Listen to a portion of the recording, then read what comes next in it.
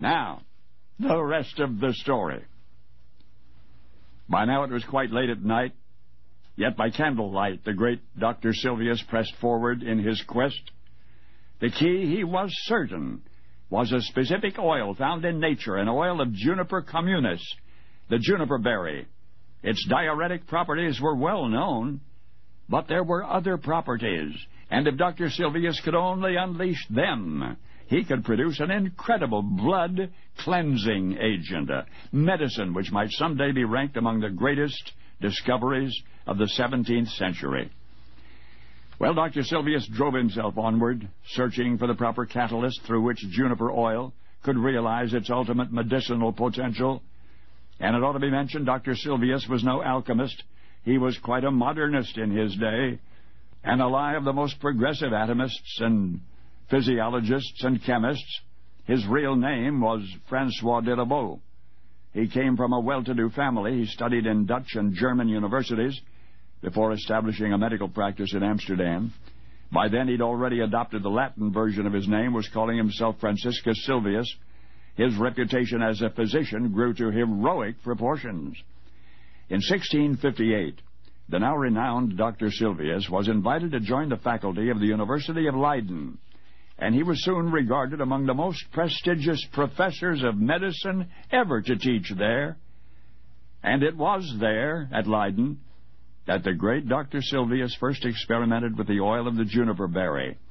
He was absolutely convinced that this oil, properly processed, would make an effective blood-purifying medicine. One day, Dr. Silvius discovered the elusive process, and within months, his revolutionary medication was available at apothecaries far and wide. It was called simply Genièvre, the French name for the juniper berry.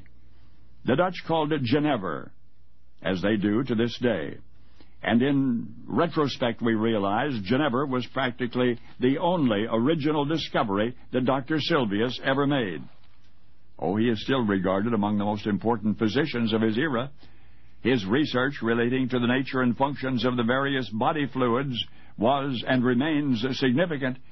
Indeed, it's his name to which we refer in the Sylvian aqueduct and the Sylvian fissure. Yet for all of this significance, the fact remains the medicinal concepts of the great Dr. Silvius were almost exclusively derivative of the research of others, were mostly second-hand, except for this one medication, which the Dutch called Genever. That was the one, the true, the original lasting achievement of Dr. Silvius. Enormously popular from its inception, it remains so.